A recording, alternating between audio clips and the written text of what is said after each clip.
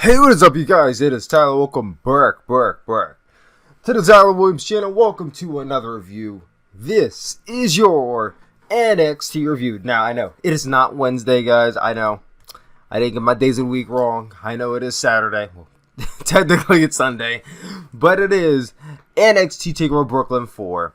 One of the most hype shows of the entire year for me. I've seen every NXT Takeover. I've seen the first NXT Takeover when it came out in 2015. Loved it, especially the Sasha Banks Bayley match. I seen NXT Takeover Brooklyn 2. Though I wasn't too big a fan of the show, I was a fan of Asuka winning NXT Women's Championship because that will continue her lengthy reign with the championship. I was at NXT Takeover Brooklyn 3, and then yesterday I caught NXT Takeover Brooklyn 4. Now, it was inventory for me at work yesterday, so I could not actually stay home and watch the show. By the time the show started, I was still at work. I got off like an hour into the show. I got home. It was about like an hour left. I'm like, all right, well, I gotta start over. I can't just review the show after only watching the Johnny Gargano Tommaso Ciampa match, because that match is probably gonna go on for a while. So I restart the show. I'm already having issues with the whole thing, with the whole WWE Network wants to not work. So that took me 20 minutes to get it all together. Then by the time like the Johnny Gargano Tommaso Ciampa match came, I was like midnight.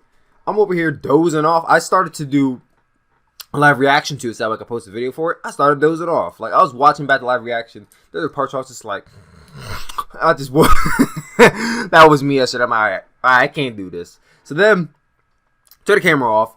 The show's over. I start to review it. I'm like, so we had. I'm like, oh shit, I can't do this either. I'm like, damn it, I gotta do this tomorrow. So that pretty much explains why I didn't do the review yesterday. Usually I get these reviews out as early as possible, so I'm just going to apologize to you guys right away for this late review. Probably won't be going up until like 10, 11 a.m., but hopefully you guys get it just in time. So anyway, this was a match with four matches. This was a show with 4 matches. You guys can just tell, I just woke up like not too long ago. But as you know, NXT TakeOver shows are usually not like these long 8-7 match shows like SummerSlam or something. They only go 2.5 hours. Well, they just started going 2.5 hours. Like lately, it usually is like 2-hour shows, but it's been going 2.5, almost 3 hours. Anyway, so we get into the first match: Undisputed Era versus Mustache Mountain for the NXT Tag Team Championships. You guys know that these two teams deliver every single time they're out there. Mustache Mountain and Undisputed Era. Had a few dating back since around NXT Takeover Chicago, I would say, because the UK show was in July. I think that was in July. The NXT UK show was in July. That was when the Undisputed Era lost the titles to Mustache Mountain, and then Mustache Mountain, I believe, like 2 weeks later, lost the titles back to them on an NXT show, and that's what kind of set in motion their tag team match at Takeover Brooklyn 4. Now, everyone knows that the 5-star match that they had on NXT television, everyone knows about that match. Some people haven't seen, I'll be honest, I have not seen their UK match, so I don't know how good it is, but I'm going to assume it's really good. So we get to this match, this is their 3rd match, and it was really good. Wasn't better than their 2nd match, I would say. You know what? I'd say it was of equal value. I don't know which one was better, honestly. Everyone was doing their part. Tyler Bate did his Cesaro / airplane spin swing, where he had Kyle O'Reilly in the Cesaro swing position, and then he had Roderick Strong on the shoulders in the airplane spin position, and he started doing that. He was about to fall over, so he kind of had to stop it prematurely. But it's always really cool to see him do that. Like, Tyler Bate is just amazing for, like, a 22-year-old. Undisputed Era, mostly aimed at the leg of Trent Seven during this match. You guys know how really Mustache Mountain matches go nowadays. They kind of have their, like, goofy gimmick spots. And then they have their spots where, Trent Seven's in a ring and he's getting his leg aimed at by the opposing team. Then Tyler Bate gets in. He gets the hot tag. He starts getting beat up. Trent Seven comes in, hot tag. And then they start doing their tag team work, and then that's when they either win or lose. The trend here, except the match went on for a lot longer than usual. Not saying that it went on way too long, but it went on for like a good 15-20 minutes. And these guys fucking killed it. I mean, there was one spot where Roderick Strong had Trent Seven in like a figure 4. And then Tyler Bate went to stop him, but then Kyle O'Reilly jumped on him and locked him in like this triangle hold.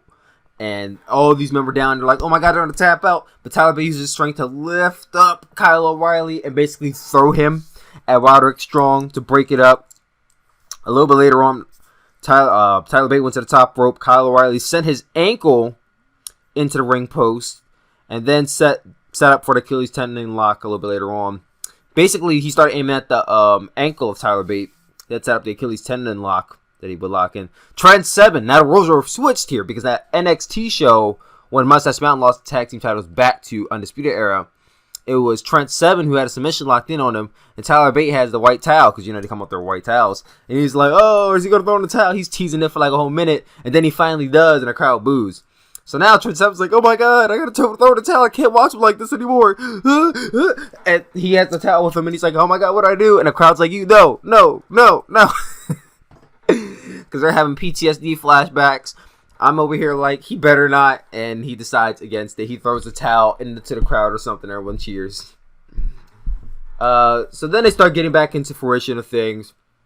Undisputed Era hits their Burning Hammer tag team fit. Not really a Burning Hammer, but like Trent Seven like kind of does a Burning Hammer, except he lands them on their face and not directly on top of their head. And Tyler Bate drops the knee on them in the process. It's a really cool tag team finisher. I can't really think of the name of it. But Undisputed Era kicked out of it. I was surprised. No. Kyle O'Reilly broke it up. So it was at this spot where they started to get into things. Tyler Bate had Kyle O'Reilly in a full Nelson position. Roderick Strong caught him with a knee to the face, pushed him out of the way. Trent Seven that got hit with a chop block by Roderick Strong, and then he hit the high-low and pinned Trent Seven to retain the NXT Tag Team Championship. So Undisputed Era wins this match. Really good stuff. I want to really badly give it a star rating, but I don't want to get into that kind of stuff because, Dave Meltzer already does the star rating thing, and I think it gets ridiculous at sometimes. The fact that there's like 8, 6, 7 different 5-star matches and 1 7, it's ridiculous. I can't even give things an accurate star rating anymore, just because I feel like he's kind of over exemplified what it's supposed to be. War Raiders attacked Undisputed Era after the match, so I guess they're setting up their next program. War Raiders versus Undisputed Era. I guess really in that situation, the UE would be the baby faces since they were attacked after the match. I don't know. But War Raiders, they did this one spot where I don't know if it was Hanson or Rowe, but he went for like a pop-up power slam.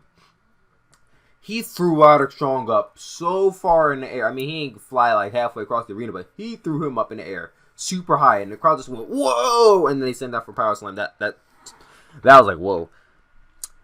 Then we go to the next match, the Velveteen Dream versus EC3. I was looking forward to this match, really only to see how the Velveteen Dream would come crest out, and bruh. Velveteen Dream came out here with some airbrush tights on the back of him, on his ass. It said, call me up, Vince. Immediately I said, wow, he is so not getting called up after that. Every single TakeOver event is just an opportunity to gawk at the Velveteen Dream's just very unique entrance and whatever the hell he's wearing. And he never ceases to amaze me. Never does. This time around, it was really a shock value than it was amazement. I was sitting here like, how the hell did he get approved to wear that? I don't know. What is Vince McMahon's reaction to this? I heard Triple H's reaction to it. He was like, well, Velveteen Dream was really talking about his friend. He has a friend named Vince, and he lost his phone, so that's who he was. I'm like, yeah, fucking right. Come on now. So, the match itself was really nothing special. Honestly, Velveteen Dream, he's good in the ring. EC3, like, he is, like, one of the most enthusiastic, bombastic wrestlers, like, we have in NXT or WWE in general. Great bone guard all around. But when it comes to in-ring, he's really Randy Orton level. Like, he's a good wrestler, but his moveset doesn't stand out to me at all. Like, there's nothing impressive about his moveset. This makes me go, oh my god, this is the guy. It's just like, he's good, I guess. But if you put him in there with the right person, then it'll be a really good match. Velveteen Dream, I mean, he's no one who can really carry a match. None of these men really can carry a match, so it was okay, really. Velveteen Dream hit a twisting DDT onto the metal part of the ramp during this match. I don't really know what it's called. I think the announcers don't really know what it's called because it's called a twisting DDT.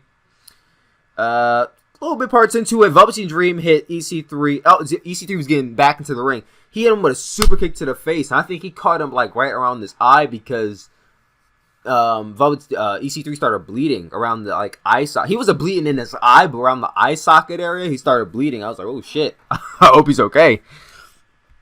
Velveteen Dream hit a Delphi Valley driver onto EC3, which is literally a thing of beauty. Is always seeing Velveteen Dream hit that side fireman's carry. Yeah, I don't know what it is about it, why I love the move so much, but every time I see him do it, I'm like, this is so... I love it. So, he hits onto EC3, he kicks out. So then they get inside the ring. They're battling out for a little bit. They get onto the apron. The Dream hits another side Death Valley driver? I'm going to call it the side fireman's carry because that's really what it is. A sidewalk fireman's carry onto EC3, onto the apron, and followed it up with a purple Rainmaker onto EC3, onto the apron, which really was kind of a bionic elbow drop because you really can't hit an elbow drop onto the apron because you'll basically hurt yourself. So he kind of hit that, landed on his feet, got into the ring, and pinned EC3. I was like, well, that ending was a little whack, but... Alright, so Velveteen Dream won the match. I was very much happy because he's been losing a lot of TakeOver matches, so he really needed this win. Now, the question is, will they heed the advice of the Velveteen Dream and call him up to the main roster? I think not. I think he probably caught some heat backstage, or somebody gonna look at him the wrong way after this, and they're not gonna call him up. Now, I'm not saying they won't call him up at all. They ain't gonna call him up after this. If they do, I'll be shocked. And if they do, I'll be praying for the best because y'all all know very damn well Velveteen Dream ain't gonna be no WWE champion. He ain't even gonna be Intercontinental champion. Best still be a tag team champion with probably fucking Heath Slater. I don't know. That being said, move on to the next match. Adam Cole versus Ricochet.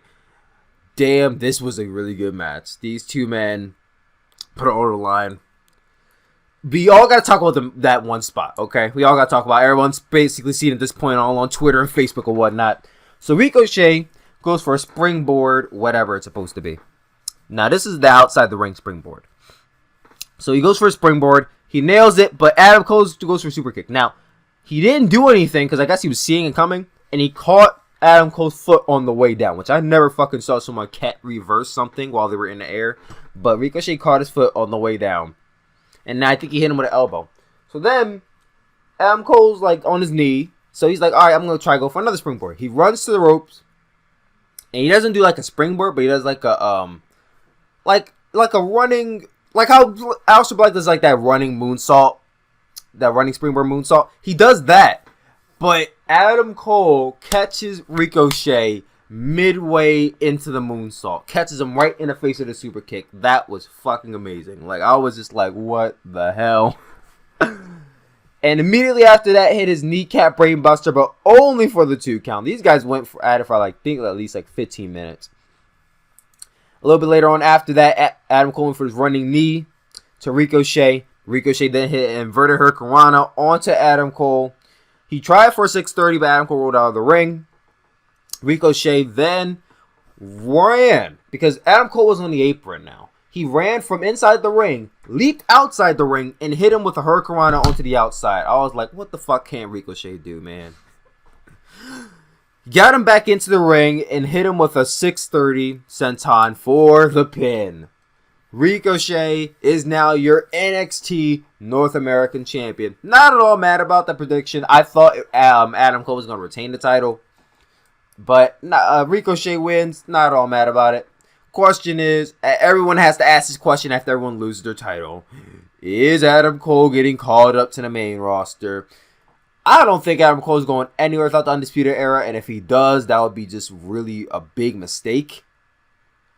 I'm not saying that I don't see like I don't have high hopes or I don't have like any good vibes for Adam Cole going into the main roster, but I think he'll have a lot more leverage with Undisputed Era by his side with like Roderick Strong, Kyle O'Reilly, Bobby Fish by his side. Hopefully, because we all know what the hell happened to Authors of Pain and the goddamn Sanity, they'll have something for them. Now, if they don't, leave their asses in NXT. Don't you dare think about calling them up if you don't have anything planned for them, because we all know what the hell happened to the other guys. We then get on to the next match. Kairi Sane versus Shayna Baszler for the NXT Women's Championship. This is their second match, as we all know their first match concluded at the finale of the Mae Young Classic last year. This match was good. It wasn't too much like anything special, but it was a really good match. These two women put it all on the line here. Kairi Sane hit two insane elbows, one to the back of Shayna and then one to the front of Shayna. Almost pretty much back to back. And Shayna kicked out. I was like, wait, hold up. She kicked out of...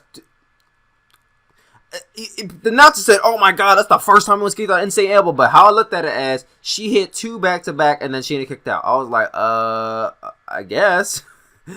I was still shocked that she kicked out of it though, because no one's kicked out of it before. The crowd really didn't make too much of a big deal, but I thought it was going to be like, oh my god. The crowd didn't really make too much of a big deal, but it went over as well as a rat fart did. So I was like, oh wow. I don't really reacted to that, but okay. So Shayna managed to reverse Kairi Sane's cloverleaf that she locked in a little bit later on into a sleeper hold. And everyone thought Kairi was going to tag up, but she reached for the ropes. Kairi then went for a third insane elbow drop, but Shayna got the feet up, like kicking her right in the arm, and then locked her in that Hirokina clutch or that sleeper hold or whatever the hell you call it. She locked her into it, but Kairi reversed it like immediately, like 2 seconds later. Like she rolled onto her back and then like rolled her into a pinfall attempt, and she got the pin. I was like, what? She literally got the pin onto Shayna Baszler. Shock win. Kairi Sane is your new NXT Women's Champion. I really don't think anyone saw Kairi winning the match. From all the predictions and all the videos I saw, I think a lot of people predicted Shayna's going to retain. So, Shayna Baszler, no longer your NXT Women's Champion. I honestly didn't think that was the right time to do it, but I'm not at all mad that Kairi Sane is the NXT Women's Champion. She deserves it. Not at all mad about it. So now the question raises, is Shayna Baszler going to the main roster? I think she probably is. Well, I mean, what else is there for her to do in NXT? I mean, as much as I would love to see her face off against Bianca Belair, which I think that's probably the next program, is probably Kairi Sane versus Bianca Belair. You know, you can't really do a heel versus heel match. So I think the next step is just for Shayna to go to the main roster. Probably, if she's going up there, I think she's going upward with Shafir and Jessamine Duke. So whether that's the night after SummerSlam or a little bit later on for Survivor Series or whatnot, I think they're going up as a package deal. Probably to SmackDown.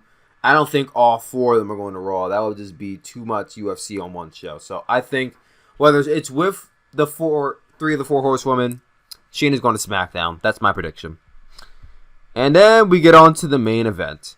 Johnny Gargano versus Tommaso Ciampa for the NXT Championship. I said in my prediction video, they had two great matches, two amazing matches, back-to-back takeovers. This should be their final takeover for a while. And this should be their last takeover main event. Just because I don't want to get into that territory where it's like, oh my god, this feud is going on for way too long, and then the fans start to turn on it and whatnot. So I said, this should be their last match. Let's move on after this. You can always come back to it, but we're going to have to move on after this match. These two had it out for each other. They had a really great match. I'd say it was probably I'll get to that after the review. So they used chairs. They used the steel steps. Very early on, Johnny Gargano got sent into the steel steps. There were too many spots in this match for me to call. So I'll just say all the spots I remember off the top of my head. There was one spot where Tommaso Ciampa had Johnny Gargano on the outside near the announce table. The barricade near the announce table. He ran with a steel chair and kneed Johnny Gargano in the face with the steel chair, breaking the barricade. Then he decided to, you know what, let me keep this Johnny down. He took a steel chair. He took a person, like an actual official, threw him onto Johnny Gargano. He took like a assisting table and threw it onto Johnny. He just threw everything on Johnny Gargano that he can to get Johnny down for a 10 count because it's a last man standing match. Johnny got right back up. Back into the ring, they unveiled the wooden part of the ring that they did for Takeover Chicago. They did that spot, but instead of Tommaso doing it to Johnny did it on to Tommaso. But Tommaso got up at 10, which I was like, I really don't understand why they had to do that spot again, especially if they were going to get up a 10 count, but okay. So they did a few more good spots in here, but it was up the ramp when the match started to start to slow down, and that's when we knew the ending was starting to come. So they go up the ramp. They're running each other into the stage and whatnot. Johnny Gargano's starting to get a bit of upper hand here. He locked in the Gargano escape. Tommaso Ciampa's tapping out, but it's a last man standing match, so it doesn't matter.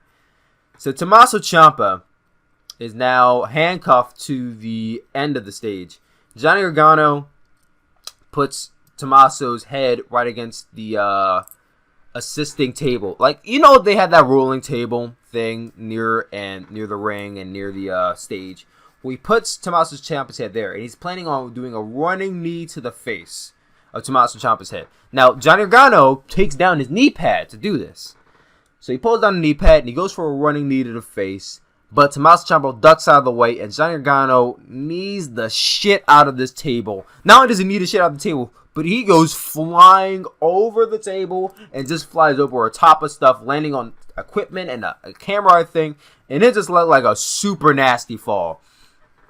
Johnny Gargano's clutching his knee, and I'm like, it was so well, I couldn't tell if it was selling or if he was actually injured. I'm like, oh shit, I really hope he can still get up, because I don't think the match should end like this. So referee's counting, and the more he's counting, I'm like, I don't think Johnny's getting up. I think he's actually really hurt. Referee's at 9. Johnny starts to get up, but I think he goes for it to put weight on his knee, and he falls back to the ground. I'm like, oh shit, he's actually hurt. And referee counts to 10, and the crowd starts booing. Now I don't know if they're booing because Tommaso won, or if they're booing because the match ended the way it did. But Tommaso Ciampa retains the NXT Women. Tommaso Ciampa retains the NXT Championship. Johnny Gargano, if I can, I'll show a clip in this match. I can't tell if that's a legitimate injury or if that's a worked injury, but Johnny Gargano fucked his knee up on that spot. And honestly, the match was good, but I thought this is probably the weakest of the 3 matches. Not only because I felt like the spots they did were some of them were either recycled, or you could obviously tell that they went into this match and they couldn't really prepare. Like, you can tell just from the vibe of the match that this was last minute put together. So it was like, you went into this match. I went into this match and I was like, I'm expecting something good, but I'm not expecting to be better than the last match because they didn't have that much time to put it together. They only had like 1 week. So you go into this match, you see a bunch of spots. Some that have never been done before. Most of them are recycled from other matches or matches they've done before. And then you get to the ending and it's like, well, that was kind of anticlimactic. So I'm just sitting there like, well, it was good, but it wasn't really anything spectacular or anything. Like, everyone was calling it like, oh, it was an epic main event. It was great. It was amazing. I'm like, all right, chill. It was not amazing or epic. It was great. I would give you that. But that ending definitely prevents it from being amazing or epic, because that ending, you could comment, you could say whatever you want. I thought the ending sucked. Now, if Johnny legitimately hurt himself, then I take it back. You know, if he could continue, that's fine. I ain't gonna push him to, legitimately hurt himself even more. But if that was a work injury, then I'm like, well, that kind of sucks, because the ending was anticlimactic. But anyway, that was the main event.